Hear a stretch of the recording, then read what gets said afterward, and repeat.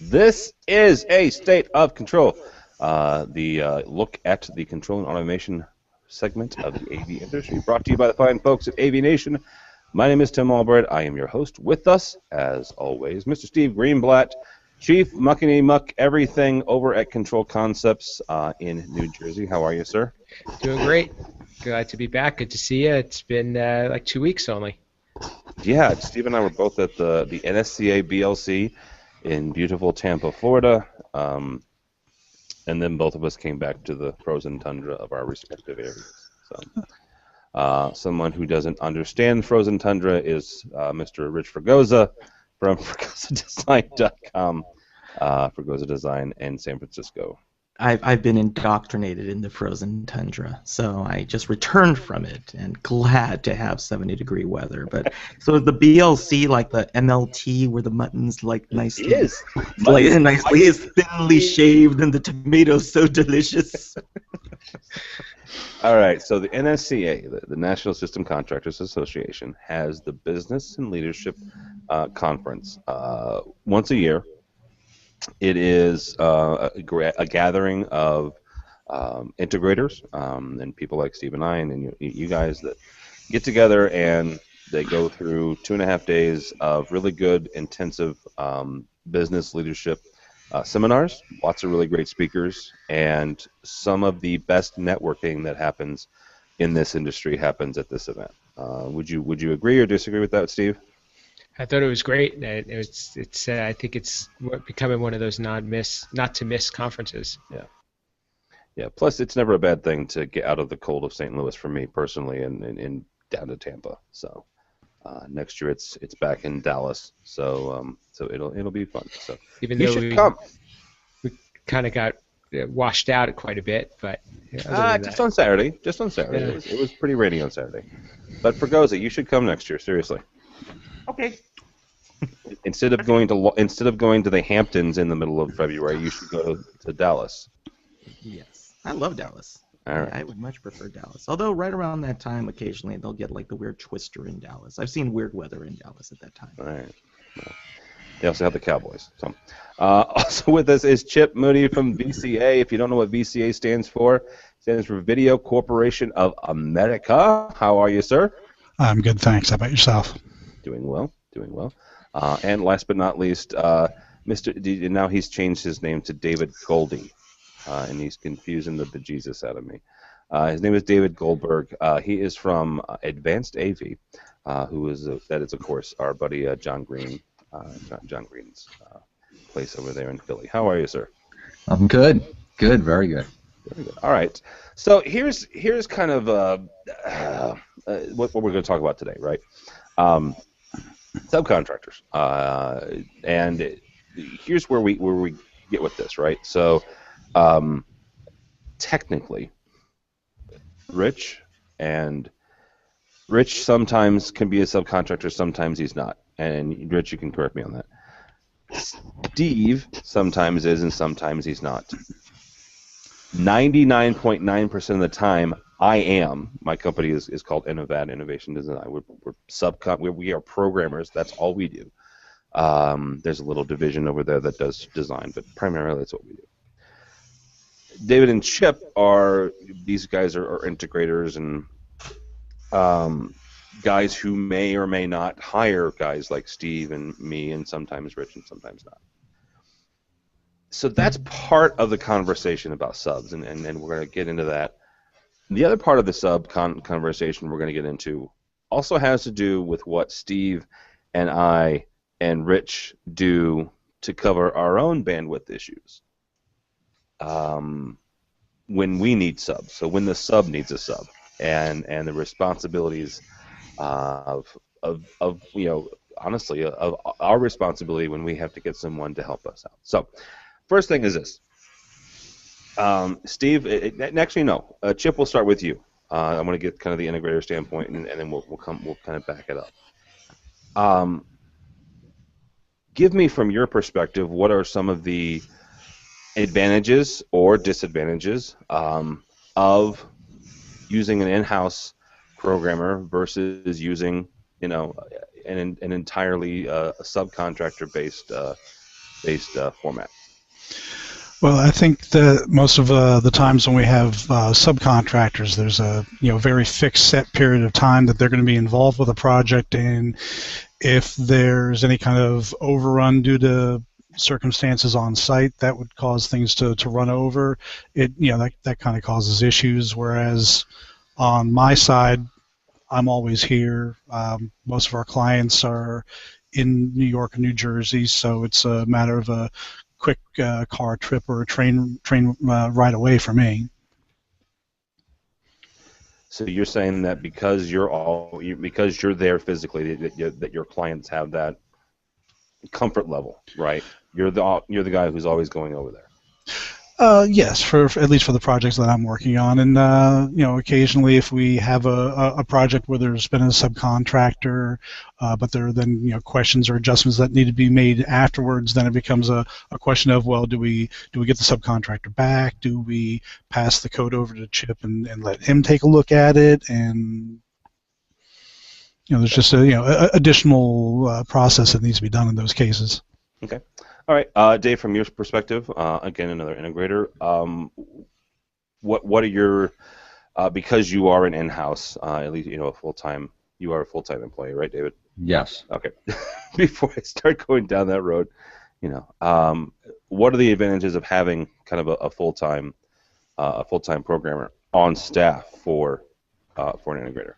Well, number one, they can go ahead and do whatever they want with my schedule. So, for instance, if they decide to shift priorities, this project becomes more important than that project, they can do that without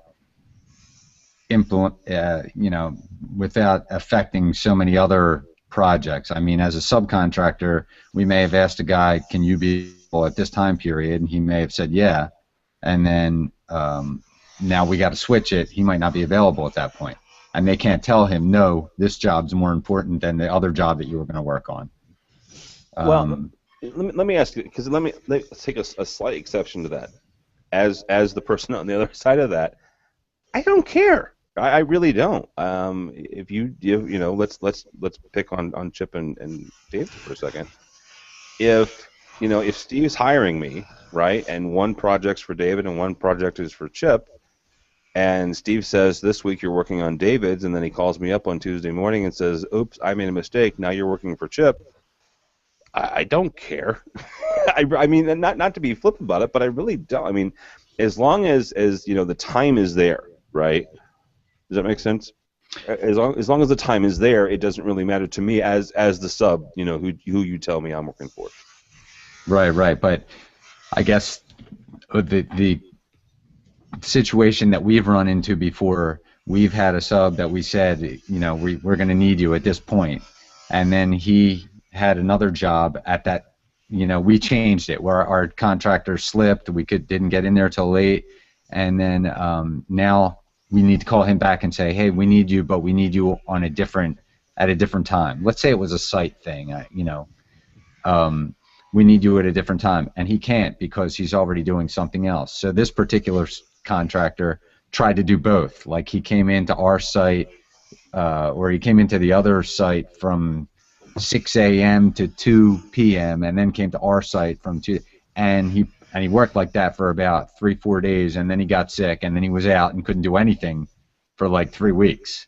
Couldn't take care of either of the projects, and the two projects that he was working on, were ours and one of our competitors. So of course we don't want him to. We don't care about our competitor's project. We need our project done. You need better subcontractors, Goldie. Just put that out there. And let me state one more thing, just because I remember running into Steve a while ago at this is probably, I don't know, this has got to be like 8-10 years ago. And he said, "Hey, I haven't gotten many calls from you. How come we're not doing much work for you?" I am never the guy that makes the decision on who we're hiring and who's doing. I mean, they don't even tell me when they're subbing jobs out, to tell you the truth. It's supposed to be totally I don't even know what's going on. Like, if they subbed the job out, it was because they just couldn't fit it into my schedule, and I don't even need to know about it. That's how we hope it goes. Okay, so let me ask you guys this: from both Chip and David, and actually Rich, because Rich and I both. Actually, I think I would use more subs than Rich does at this point. David, who does that make that decision? Is that the salesperson? Is that you guys' ops manager? Who does make that decision? Yeah, I have kind of an ops manager that runs interference for the whole engineering department and subcontracts, help on engineering and drawing sometimes, and sometimes code. It just depends. It depends what resources we have and what's available, what's tied up. All right. Chip, from you guys' standpoint, who's in charge of that? Could you repeat the question? I just want to make sure I answer this correctly. So who would be, if I was to call up VCA and say, hey, you know what, I've got a 5,000-hour programming job, and they go, holy crap, I need a sub for this. Who would that person be that says I need a sub? Well, most likely somebody from our engineering department. We have a few people that would fall into the lap of. It would probably come in through sales, obviously, but then land in the engineering department's lap. My boss might be involved to make the decision of whether Chip gets assigned that project, or no, we can cover that with a subcontractor. Okay. All right, Rich, from your standpoint, and let's clarify some stuff. Rich is oh my God, a deity when it comes to residential, but he does a damn good job in commercial as well. When you from your standpoint, I kind of want you to take a look at it from both sides, both from hiring subs and also from being the occasional sub. What are some of the benefits of getting a subcontractor versus having somebody on staff, full time, 40, 50, 60 hours a week? Well, as a business owner, number one is cost. So, if and again, let's take a look at, kind of the delineation is that, you've got commercial markets, you've got defense, you've got educational, you've got resi, and even in resi, you've got, permutations in there.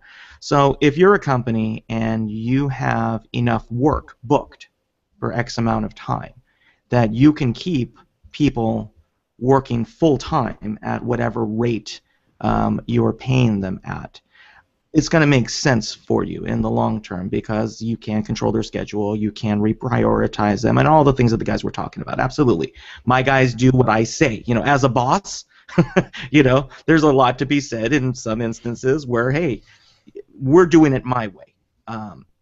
And that is definitely the benefit of having in-house staff, that you can task them if you need to triage or if you just need to throw more people at something to get it done quicker.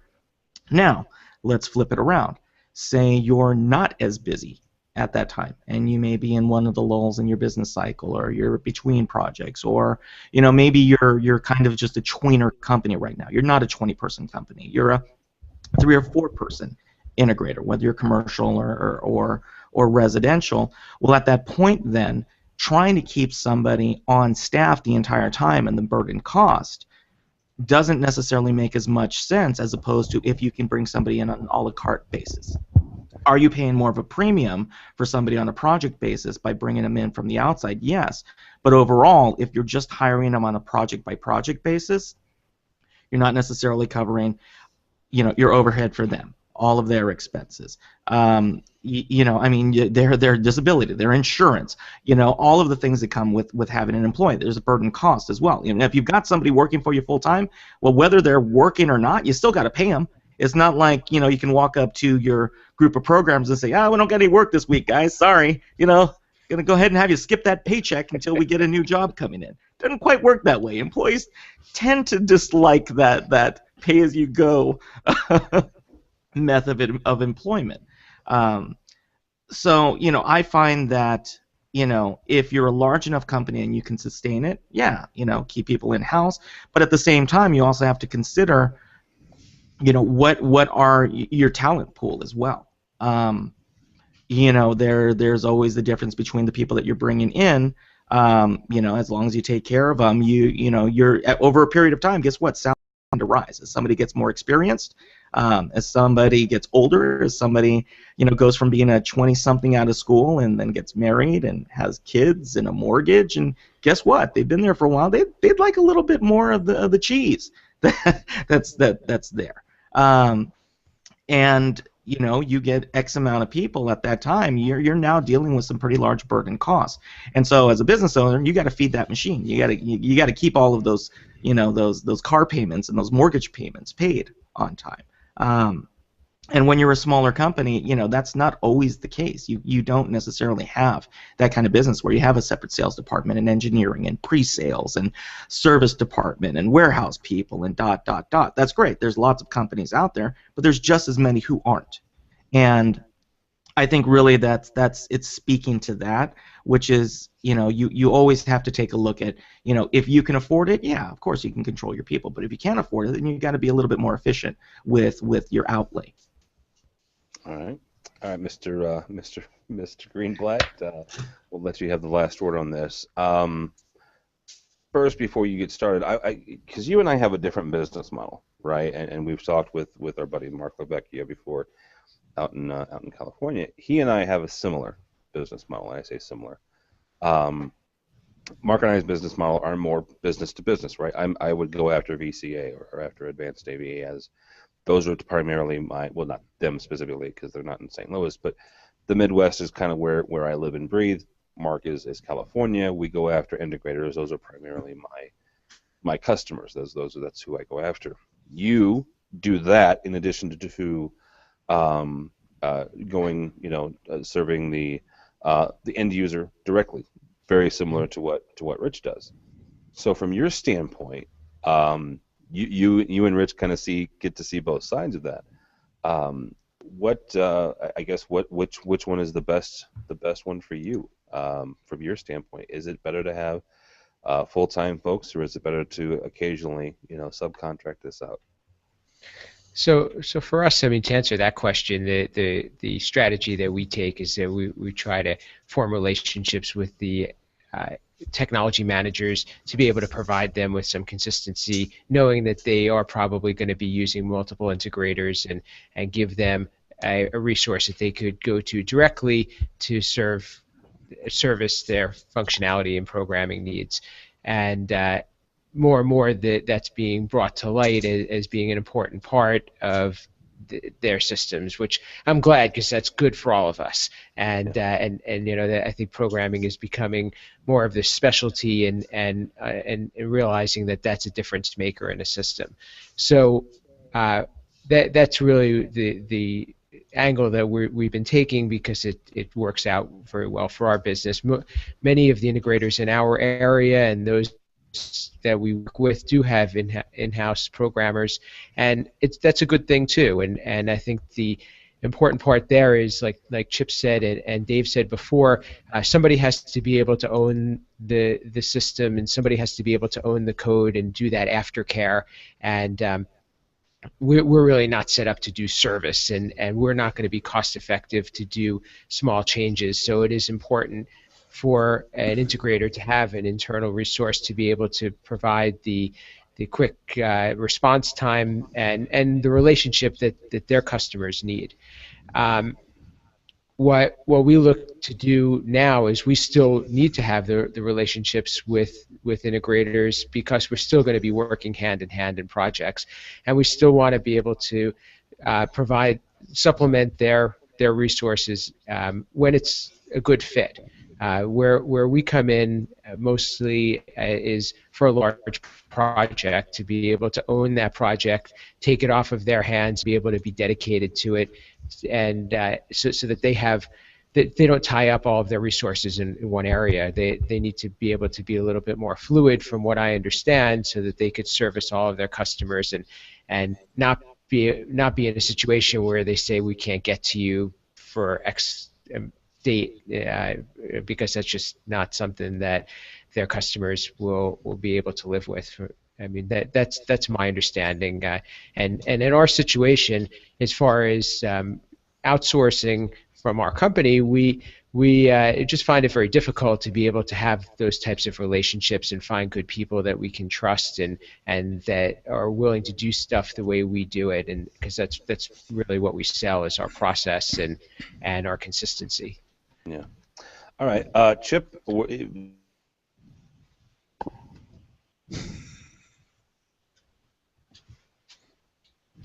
When is it best to get a sub, right? Is it, he mentioned a big project, so let's say that you've got 10 projects on the books. They're relatively small. We're all, well, you all are programmers. I just happen to know what you guys talk about. Let's say that you have well, I can still control a Sony camera, so let's just put it that way. That's a programmer joke. Don't worry about it, kids. So let's say you've got 10 projects on the board. They're roughly, let's say they're 20 hours, right? And you've got enough full-timers on staff to handle those, no big deal. And then you come across this 1,000-hour behemoth, which is better for you, because let's say that it has to be done, by X amount of time. You have to get help. That's not the option here. Is it better then to do what talked about what Steve said? Is it better to say, okay, Mr. Subcontractor, here's the 1,000 hours, knock yourself out. I'll invite you to all my kickoff meetings, get you in everything, or is it better to, Mr. Programmer, here's my 10 programs, and bring that 1,000 hours in house? I'm going to go with the latter part that you mentioned. I would think that taking on the single large-scale project in-house would be a better choice for us, assuming that we hadn't already gotten our toes wet in the 10 little projects. Then yes, absolutely. Okay, and why is that? Again, just because there'd be the foresight of potential scheduling conflicts down the line. Just the 1,000-hour project probably needing a little more attention to detail. Just more at stake that would probably benefit from a closer eye in-house. Okay. All right, Dave. Same question to you. Right, same scenario. You guys have got enough bandwidth that you can handle these smaller projects, and holy crap, you've got this thing that comes in the door. Subbing is not an option here. You guys have got to get help in some way, shape, or form, some level. Is it better to bring the big behemoth in-house and sub the smaller ones for you guys, or is it better to sub out the big giant mamma jamma? That's a good question. Sometimes the administrative stuff that goes along with each job, if I'm going to say all the little jobs are going to be a pain in the butt for one sub to deal with all the administrative nonsense of that, whereas you could give him the one big behemoth and that's his one customer. But then again, I hate giving away any jobs, you know what I mean? I wish I could do them all. But there are only so many hours in the day, and I totally understand. I know your bosses at Advanced AV love to hear you say that.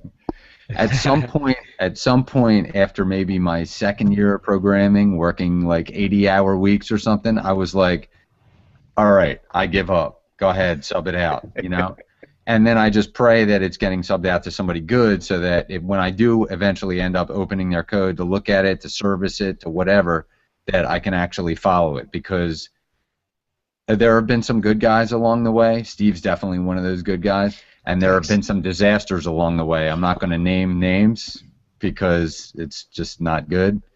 But we've had it both ways. And, I mean, I hate to give away that big job because it could be that I've already established a relationship with that customer, and he expects me, when he comes in, he expects that he's hiring Goldie to do this job, and now it's getting subbed out, But then again, to give away a million little jobs, they're all the administrative hassle that goes along with each one job. It might be easier from our standpoint to give away the behemoth and take care of all the little ones. And probably more cost effective too, I would imagine. Yeah. I don't know. I don't get involved. See, Steve, I don't have the business sense that you have, so I've never been involved in that. Sure. And then Steve, same question to you. Which if you had the, because you will have to, you and I have talked about this before. I use subs, right? If I've gotten to the point where, Making copies. yeah, Behind Chip. exactly, yeah. So I've got to, there have been times, and I have a handful of folks that I trust. To Goldie's point, that they know my process, I know their code. There has been a training process that has happened, and I pretty much know what I get. So Steve, would you rather the big one in house or sub out the big one? I think we're going to keep the big one in house, honestly, because those are usually where we can excel, and I find that those are more profitable for us because it gives us, similar to what Dave was saying, the overhead cost is a lot easier to justify in a larger project than it is, and there's this amount of project management involved, and I think that we end up creating a lot more efficiency in a larger project. All right. Okay, so I'm going to come off of what Goldie said here about being able to read the code and this, that, and the other. I have learned an awful lot about making sure that happens from these two guys right here, and that's Steve and Rich.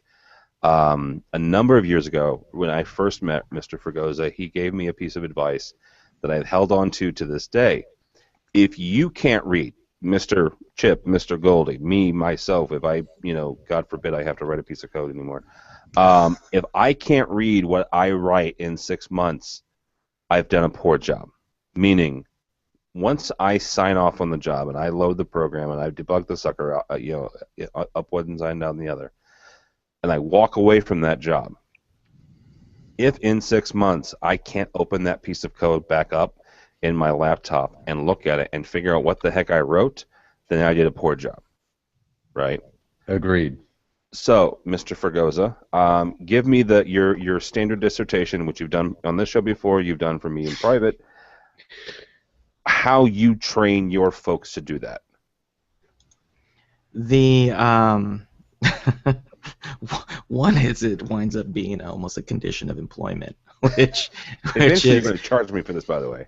yeah, which winds up being if I come back, a couple of years later and I can't see what's going on, if we're gonna have some words, because a lot of the times the problem is that that we have a rule, which is if you can't basically print an operation manual out of the comments in your code, then you've got a problem, because you can't count on the fact that you're going to have all of the documentation from the project. When you're starting a job, you get your drawings and your as-built, and you've got your notes, and you're carrying all of these things in your head.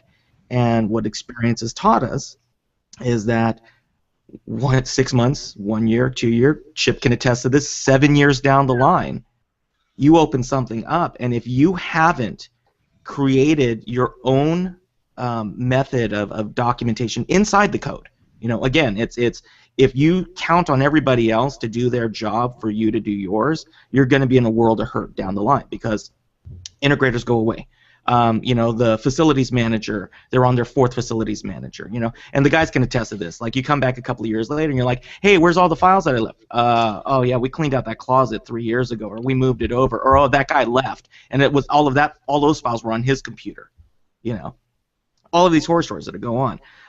So from a commenting standpoint, and again, I go over and over and over, is that it keeps it helps you be lazy. It helps you be efficient, because then you don't have to carry as much in your head. And when you're starting out, you're like, oh yeah, no, I'll keep all of this in my head. I got stuff that I'm like, I don't even remember programming these jobs. I mean, I'll get calls on a name. I'm like, who? Are you sure I did it? And they're like, yeah, your name's on it. And I'm like, wow, that West Coast living was good to me, I guess, for a couple of years. So, well, and it's not that. I mean, here's the thing, guys. Let's be honest here. Most of us are of a certain age that, good God, I did it this week to one of my TP folks. I said they shot me a touch panel, and I said, okay, so what about the other the secondary touch panel, and they shot me one back, and then what the freak are you talking about? And I had 3 jobs crossed in my head, you know. So we're not getting younger, and so our brain power is not what it used to be. At least our memory is not what it used to be. So yeah,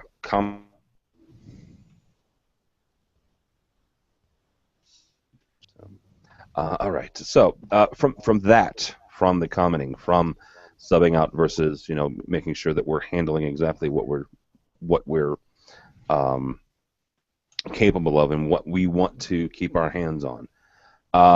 Steve, we're going to kick this part off with you. There are times, and we just illustrated a possible time, when the in-house programmers and Chip and Goldie there has to work with guys like us. So, what is the best way to make that relationship as painless for both involved, right? Because let's be honest with all of us here, Rich's kumbaya, there are going to be some egos, okay? There are going to be some, I'm better than you, my magic is better than you, my smoke is, but whatever. And there has to be some resource management, some give and take here. So, Steve, from your standpoint, what is the best way to make that relationship as? I think the main thing is to have good communication, get to know each other. We should have a direct relationship. It's not good if we're both working in our own world and just assume that everything is going to mesh well. From an outsider's perspective, we need to understand what our clients' needs are and how they work and what's going to work well for them in terms of their standards and their processes and some ways that they like to see things or they like the way things work. They may not be the same the way we do, but let's figure out what's a fair compromise or what's going to make life easier.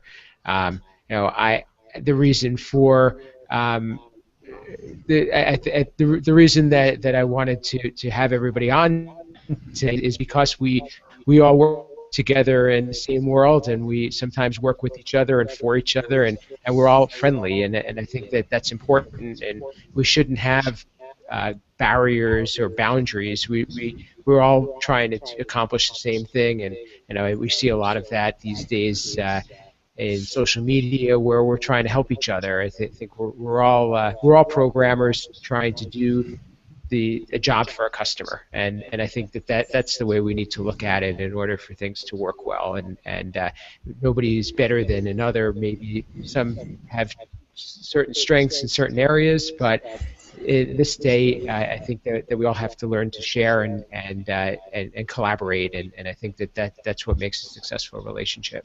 Yeah, absolutely.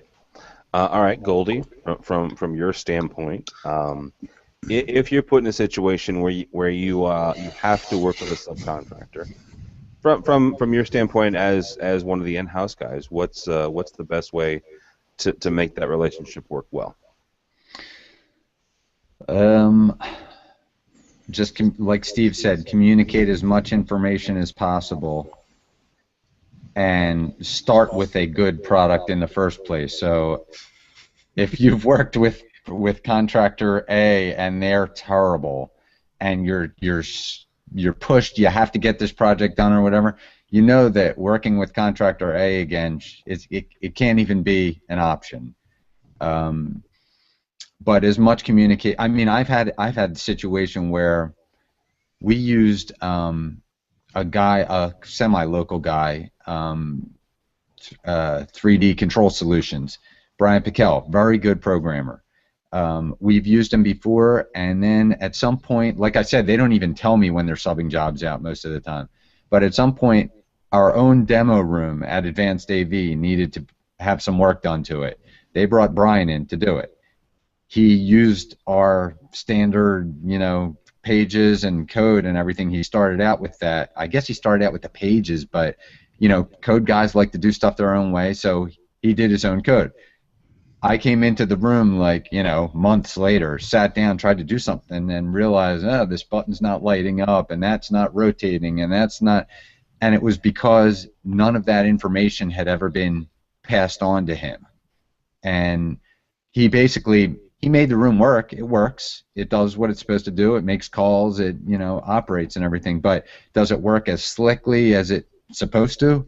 No, because nobody ever told them, hey, by the way, that button's supposed to hide and another one's supposed to show, and things like that. The information just didn't get transmitted. So I would say communication. If you're going to have your in-house guys work with your subcontractors, then communication is key. That's definitely a big first step. No, that's a good one. I like that one. Mr. Rich, from your standpoint, how do we make the in-house guys and the subs play nice together? Again, it is my kumbaya thing. I love collaboration, man. I really do. I think that you bring in good people, and they challenge one another. And programmers are a weird lot, man. They're a rare bird. And there's offense to all this, by the way. and even more control system programmers, because again, it's we're working with purpose-driven code, and we're operating even outside of the software development community. And again, I mean, we're a decimal point correction, and I think I always laugh that our industry tends to we have an identity crisis and we take ourselves too seriously all at the same time. And so if the software development community can do it, and on a much larger scale, and there's rules in place, and here comes the word standards. The fact is that we're seeing a forced evolution of how we're developing. 20 years ago, and I think all four of us. I mean, if you ask 15 years ago, we had different tools. We had a much different way of doing things. It was the Wild West. Half the time it was like, can you make this work? They're like, I don't know, but yeah, it'll be cool. Let's try it. I mean, it was just, the running joke is that most of us got into AV because we weren't going to get paying gigs making music. So, Yes. So we needed a day gig. And so that, originally it was rock and roll, and it was just figuring it out as you went. And now we're maturing. And the guys that were 20-something and full of ego and believe in their own press, you kind of mellow out over time, and you discover that you can make your life a lot simpler when you just chill and work with everybody, and you can get more done. You can make people happy, and guess what? You can make more money. And for me, it's we had a running joke with our guys, is we say pride comes from the bank. At that point, you get the job done, you get in, you get out, you get paid. That's really what it's about. Then go do whatever the heck you want to do. Enjoy your hobbies and everything else, man. But crank it out, get it done. Set your egos aside. And I think sooner or later we're getting there. I think in commercial we're getting there a lot faster than resi. I think it's necessary because the margins are shrinking, things are getting commoditized. You've got no choice. It's not like you want to. It's just that's what's presented to you, and you throw in the consulting community on top of it. You have to run lean. Otherwise, you're just not going to be around long enough. And like I said, I think it's going to evolve as the software community has evolved as well, and the development community has evolved as well, because you're going to need more true software developers in the future. Guys who were copy and pasters are going to be left out in the cold, and you're going to see more and more that people with serious technical skills are going to have to come in, and that's going to require that you can't necessarily have 5 top flight software engineers working under your roof. You got to have a couple of guys who can deploy, and maybe 1 or 2 hot shots, but just to keep costs down. Otherwise, it's like to do your conference boardroom, and here's your programming bill of $1.7 million because I had to pay for all of these guys. It's economics too. And again, coming from a business owner standpoint, it's like, look, what's going to be the most profitable? And for me, my feeling is if for all of us to eat, you kids have to play play well together in the sandbox. I'm going to knock your heads together until you do. Yeah, and that makes sense. All right, Chip, from you'll have the last word on this from the in-house guy. How do you, from your standpoint, how do you play nice with the subs? Well, I'm going to make this part really short for everybody else because I've never actually been in a situation where I've had to collaborate on a project with another programmer. Okay. Whether that's lucky for me or unlucky, I don't know, but it's just the way it's been so far. Here's the thing. There's something to be said for collaborating. I mean, I come from the school of Rich and Steve, so I agree that there is benefit to collaborating, but good on you for not having to yet. So, I don't know if it's good or bad. I think the closest I've ever come to that was actually with a manufacturer that we needed to integrate with their device, and they did not have an API at the time. So I actually spent a number of meetings with one of their representatives where we basically hashed together what they were going to implement on their side as basically an XML communication socket going back and forth to get messages between their product and a Crestron control system. And so that was kind of fun, and it worked out really well too. They took care of their side really well, and it was very solid, and it was a good experience. Okay. Yeah. All right. As we kind of wrap this up, I want to kind of get you guys' sense, and Steve, I want to start with you on this. When it comes to, I guess the best way to put this is owning the project, and not. I don't want to use the phrase owning the code because that's a whole different conversation, but owning, owning the project and being responsible for it. Where does that line lie once you hire a sub?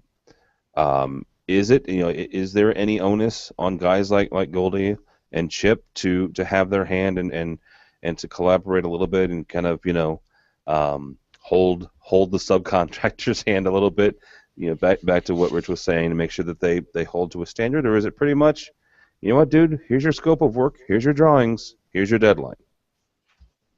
From my standpoint, we get assigned a project is just like they get assigned a project, unless there's a reason for us to have guidance or direction. Maybe it's a special situation or circumstance. We take the project and take ownership of it, and we need to commit to delivering a final product that works and see it through and be responsible, just as though a project was assigned to an internal resource. The only difference being that in the end, we have to turn over ownership when it goes into a warranty period or a maintenance period. At that point, there's usually some type of delineation. But the response, if somebody is coming in coming in behind us or coming in to rescue us or something like that, that means we haven't done a good job. Of course, there's cases where there's certain situations, maybe a schedule got accelerated, or maybe some type of the scope got made bigger because of an agreement or something that was out of our control, and then an integrator says we're going to have our programmer handle that portion of it. Then we certainly will be working side by side and need to figure things out together. But typically a project is deliverable that we need to start from and do from beginning to end, and our responsibility is to provide a working system. So before we move on from there, so let me understand what you said there. If once you hand over the code and you load it and you test it and everything, and you guys kind of walk away, is there never a situation where you also offer the service or the warranty for that for a certain amount of time, or is that kind of from your guys' standpoint that's on the integrator? It depends on the situation. I mean, we're glad to, and we're certainly going to address any bug fixes. But beyond that, typically there's some type of a completion line that's drawn where we say the requirements have been met. We're satisfied that the system works, and now it's going into a different phase. But if we're not going to, it's not going to be a hard line for us. I mean, we try to support our projects as much as we can within reason, but it's something that you have to figure out when the project ends so that we can switch gears and move on to the next thing, or we can know that we're going to archive this project and then turn it over. Well, yeah, who would he be offering that warranty to? Would it be his customer, like the integrator? Well, I guess from, and I was just trying to kind of wrap my brain around that, but yeah, the integrator, and so where, the integrator wouldn't necessarily have to staff that part of the warranty, but Steve raised a good point. Code is horrible. Programming is horrible for punch listing, right? Rich has told me, horror stories before in the residential. It's a little easier from my perspective in the commercial world, right? You've got a CSI spec. There he goes. He's there and he's gone. He's back. He's back. The wonderful world of the internet. In the commercial world, it's easier because you have a CSI spec, right? You can base your punch list on that. In Resi, it's a lot more squeezy, squishy, wiggly lines that kind of get moved and shaped. And I was just trying to wrap my brain about what where Steve was saying that the warranty period started, and he's right. Once it's been signed off on, and the client and the integrator, because at that point that's our client, signs off, then I guess it's theirs. So. Not that we want to walk away, and I think that there's more of a growing need to be able to have that ongoing support. And I think it's something together we need to think about is who's taking responsibilities. That client has a system that more than likely they're going to be making programming changes before they're making changes, and they should have a resource to be able to call on. Right. Mr. Chip, from your standpoint, where does that line lie for you guys? Depending on who did the code, I mean, it's always, I always feel it's personally my responsibility to be on top of the stuff. And that's, that makes sense. It also goes back to, Chip has Chip never has not had to collaborate with anyone. I almost said play nice together, but has never had to collaborate with someone. So, Goldie, from your standpoint, is it all you guys from once the client signs off? I'll say that sometimes if there's a big job and it was a complicated and somebody service throws something my way and says, can you take a look at this? If I look at it and it looks like it's going to be more than 10 minutes for me to figure out what's going on, I will actually call the sub that did it and say, hey, can you help me out with this? And I'm hoping that they're going to actually go, oh, yeah, let me help you out. And if I have that kind of relationship with them, I'm definitely more apt to suggest, yeah, that guy's great, use him again. Okay. No, and that's good information to know. And then Mr. Fregosa, we'll give you the last word on this. I don't know if I'm always the best example because I spoil my integrators. I know it for a fact. I mean I ripped out my distributed audio system 3 days ago and drove it up 2 hours to a client's house for one of my integrators because they didn't have the part. And so I just did it because my feeling is that my integrators clients are my clients, and there is doing just enough, and there is forming partnerships. And my feeling is that although somebody is cutting a check to me or I'm cutting a check to them, it's ride or die, baby. You got to do it together. And I found that pays dividends over the years. I found that my relationships with my integrators are much stronger for that reason. My rates aren't questioned for that reason. And on top of it, I tend to be championed to people if there's an instance where they've got programmer A or programmer B or something, say, oh well, my friend called so and so. Well, it's like, no, we're using Rich for XYZ, and let me explain to you what happened and why. Again, it really depends on how you treat your business model, how you treat your clients, how you view it. And it's all kumbaya again, man. It's just like, you put out good karma comes back. But I do find that in this industry, if you're passionate about what you do, it's not really a problem to take care of a problem and honestly say it's your fault. I offer a lifetime warranty to my clients. If it's my mistake and they call me 5 years later, I will fix it. Period. No charge. Because I screwed up. And come back and say, yeah, that was on me. If it's something the integrator's done or there's a problem or the client's changed, then we'll come back and we'll try to find a way to make it work and find a middle ground. But I've never been of the opinion, and again, I'm in Resi, so it's a little bit different, but I've never been of the opinion that you should ever try to punish the people that hired you because they didn't do it the way you wanted. I find it very short-sighted. And actually, I love dealing with companies that work like that because I just rake in right behind them. Just kind of walk behind them and say, "Okay, I'll take that." Just thank you, sir. Thank you, sir. May I have another? Exactly. All right, guys. That's going to do it for this episode of State of Control. With us has been Mr. Chip Moody from VCA. Thank you, sir. Thanks for having me. Where can people find you and or VCA?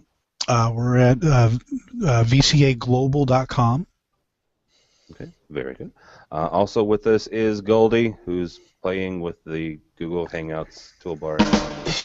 Oh, goody. He found the sound effects and the handlebar mustache.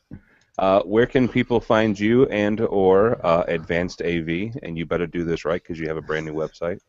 Westchester, Pennsylvania. And where is Advanced AV and your brand new website?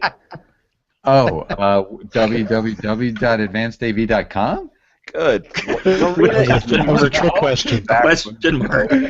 Again. Let's go for three for three. Can you tell me? Lord, yes, I can tell you. It's very nice. It has. You guys have got an actual your mobile. You finally have a mobile site as well. It squishes and squashes and looks pretty good on the mobile application. So. Dang. Yeah, you might want to check that out. Check out your website. Rich Fregosa, thank you, sir. My pleasure. Yeah, actually, Chip Moody is Chip Moody worldwide. You need help? Call Chip Moody worldwide. He'll be there. He doesn't work with anyone, but he'll be there. Where can people find you, Mr. Fregosa? Type my name, look for me sweeping up behind bad programmers and integrators.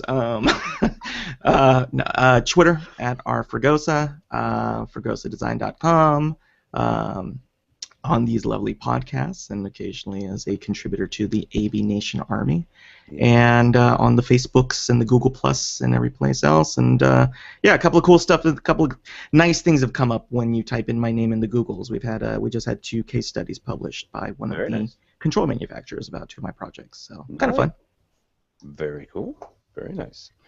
And occasionally also at the CE Pro. So occasionally at the CE Pro, yes. Looking forward to being more with the CE Pro and as a CEDIA ambassador again this year. Yeah, we were talking about that the other day. I was talking with Olivia Selke, and it's a good chance. There's a good chance that we will be back at CEDIA this year. I almost said back in Denver, but it's not in Denver. It's in Dallas this year. So good times. Yeah, it was a good time. Cowboy Stadium, actually programmed by a friend of the show, who actually a prior guest. Really? Yep. Who was that? Or can you not say? I can neither confirm nor deny, but I'll tell you later. All right. Not the first football-ish thing that's happened from a guest of this show. There might be people on this show who might have done a couple of stadiums here and there. Yes. Yeah, they're cool, especially when I get a text and say, "Hey, look what I just did." All right, Steve, Mr. Greenblatt, where can people find you? Frozen. He is frozen. We have had. You can find me at. Sorry. No, you're frozen. But go ahead and talk. Okay. You can find my website at controlconcepts.net and Tim, why don't you tell them where we Yeah, can find Steve Greenblatt? Doing a. Can you hear me now? No. Here and there. Now we lost Jeez, Tim. Tell you what, let's get out of this thing before the internet's break. Controlconcepts.net and Tech Talk and some other really cool things. At Steve Greenblatt on Twitter. At Steve Greenblatt. Don't follow me at this point. I'm hoping and praying the Bears do something less stupid than get rid of Brandon Marshall. But go by the website if you would, please. avnation.tv. I'm sorry if you're a Jets fan, people over there in the New York, New Jersey area.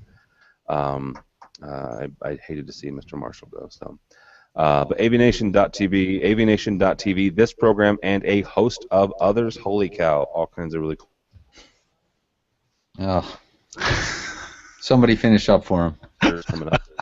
This is, yeah. Go by the website.